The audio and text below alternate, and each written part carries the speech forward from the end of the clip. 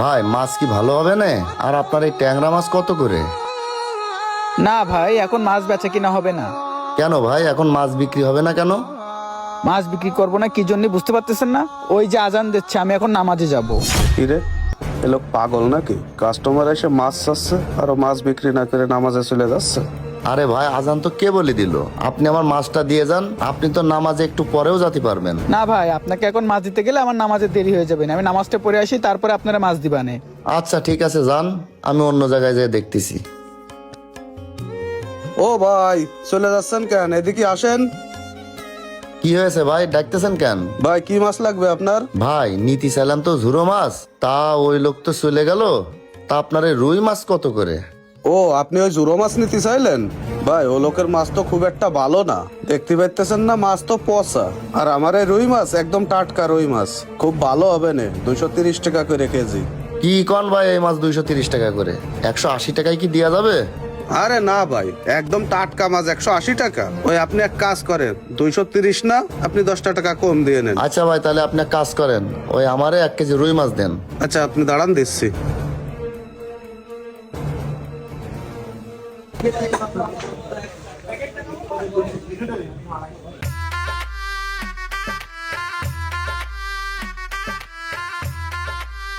ও রায়ন ভাই, নামাজ শেষ করে আসলেন নাকি? হ্যাঁ ভাই, এই তো নামাজটা শেষ করে আসলাম। তা আপনার বেচা কিনার কি অবস্থা?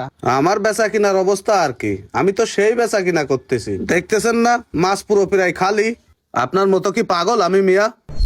কেন ভাই, আমি পাগলের কি করলাম? পাগলের কি করলেন বুঝতে পারতেছেন না? আরে মিয়া, এখন আছে ভর দুপুর বেলা, এখনই তো বেচা কিনার সময়, আর আপনি বেচা কিনা ফেলে থুয়ে চলে গেছেন নামাজ পড়তে। কেন, নামাজটা পরে পড়তে পারতেন না আপনি? হ্যাঁ, নামাজটা পরেও পড়তে পারতাম, কিন্তু জামাত তো আর পাইতাম না, এই জন্য নামাজটা পড়েই আসলাম। জামাত পাইতেন না তা কি হয়েছে? একদিন জামাতে নামাজ না পড়লে মহাভারত অশুদ্ধ হয়ে যায় নাকি? না ভাই, আমি যতদিন থেকে নামাজ পড়া শুরু করেছি ওই দিন থেকে নিয়ত করেছি যতদিন বেঁচে থাকবো জামাতে নামাজ পড়বো। এই জন্য বেঁচে কিনা বাদ দিয়ে জামাতে যে নামাজটা পড়ে আসলাম। আরে মিয়া, নামাজ কালাম কি শুধু আপনি একা করেন আর লোকে করে না? ও জামাত কামাই গেলে কিছু হয় না।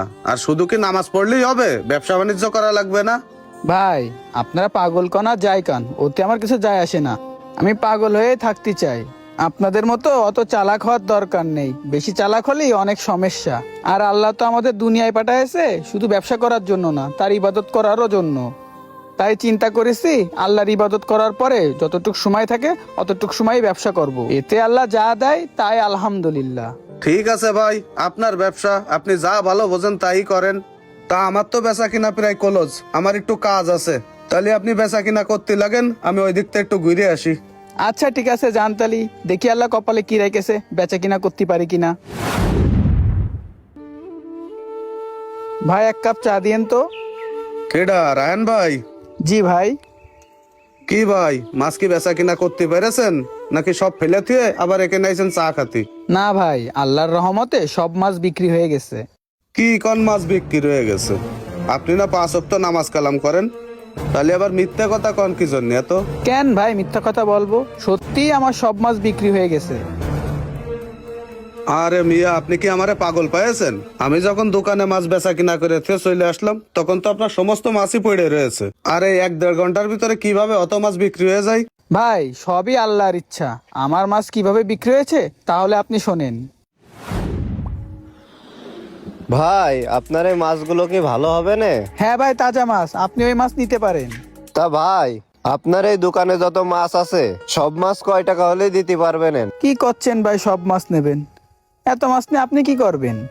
আর কোয়েন না ভাই, নতুন বিয়ে করেছি, এখন শ্বশুর বাড়ি আইছি। আমার শাশুড়ি আবার ছোট মাছ খাতি পছন্দ করে, তাই এই যা মাছ আছে সবই আমি নেব। আপনি কয় টাকা রাখতে পারবেন তাই বলেন। সব মাছ নেবেন আপনি? দাঁড়ান ভাই, একটু হিসেব করে নি। ভাই, সব যদি নেন তাহলে 5,000 টাকা রাখবানে।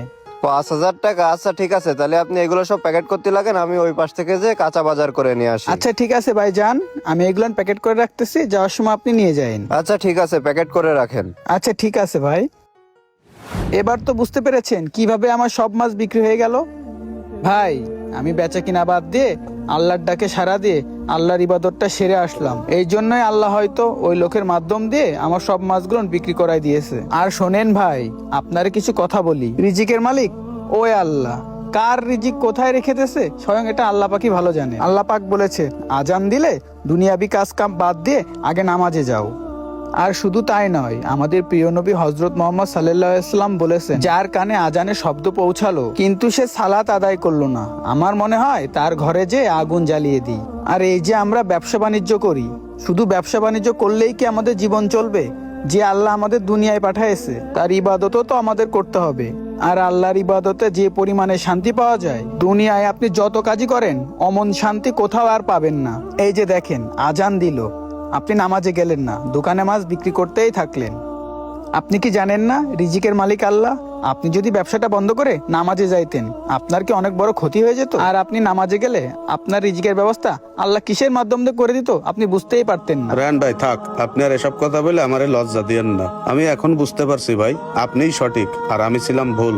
আসলে ভাই নামাজের বিষয় নিয়ে আপনার সাথে ওই ধরনের কথা বলা আমার উচিত হয়নি। আসলে আমাদের সবারই উচিত 5 ওয়াক্ত নামাজ পড়া। যাই হোক ভাই, গল্প করতে করতে অনেক সময় হয়ে গেল, ওই যে আসরের আজান দিচ্ছে, আমি যাই নামাজটা পড়ে আসি।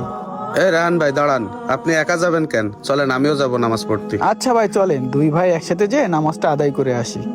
ওই মহান সৃষ্টিকর্তার ইবাদতের মাধ্যমে যে শান্তি পাওয়া যায়, আপনি দুনিয়াতে যত কাজই করেন না কেন সেই শান্তি আর কোথাও পাবেন না। তাই আসুন সকলে মিলে ওই সৃষ্টিকর্তারই ইবাদত করি।